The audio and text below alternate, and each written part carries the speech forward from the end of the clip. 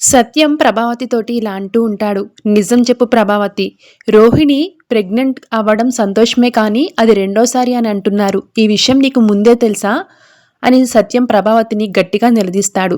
దాంతో ప్రభావతి ఒక్కసారిగా షాక్ అవుతుంది. ఏంటి, రోహిణి ముందే ఒక బిడ్డకు జన్మనిచ్చిందా అంటూ ఆశ్చర్యపోతుంది. ఏమండి, ఎవరో కావాలని కల్పించిన కథలకు మీరు నన్ను నిలదీస్తారా?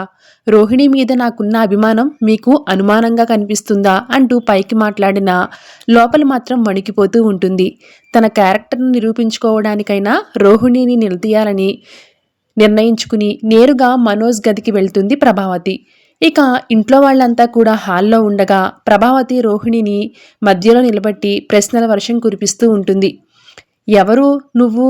నీ గతమేంటి? ఈ ఇంటి కళంకం తెస్తావని అనుకోలేదు. నిజం చెప్పు, నీ తల్లిదండ్రులు ఎక్కడా? నిన్ను వాళ్ళు ఎందుకు దూరం పెట్టారు? నీకు ముందే బిడ్డ పుట్టిన విషయం వాళ్ళకి తెలుసా? ఎవరి వల్ల గర్భం వచ్చింది అంటూ ప్రభావతి నోటికొచ్చినట్లు మాట్లాడుతూ ఉంటే రోహిణికి నోటి మాట రాదు. మనోజ్ అడ్డుపడబోతే నువ్వాగు మనోజ్, ఈరోజు తిన తిన రహస్యాలు బయటపడాలి అంటూ ప్రభావతి మండిపడుతుంది. నువ్వు హాస్పిటల్కి వెళ్ళావా లేదా అని అడిగితే రోహిణి భయంతో వెళ్ళాను అని చెప్తుంది. అంటే రెండోసారి బిడ్డను కనడానికి చెకప్ చేయించుకున్నావా అని ప్రభావతి సూటిగా అడిగేసరికి రోహిణి నోటి వెంట మాట రాకపోతుంది. సత్యం నచ్చచెబుతూ ప్రభావతి, ఆపుతావా? ఇంట్లో ఏదైనా సమస్య ఉంటే కోడలితో గదిలోకి వెళ్ళి వ్యక్తిగతంగా మాట్లాడుకోవాలి.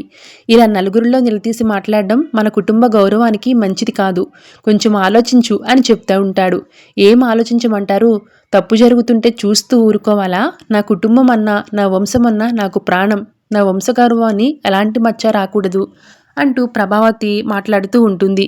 ఈ విషయంలో ఎవరినీ వదిలే ప్రసక్తే లేదు, నిజం బయట పడాల్సిందే అంటూ ప్రభావతి భీష్మించుకుని కూర్చుంటుంది.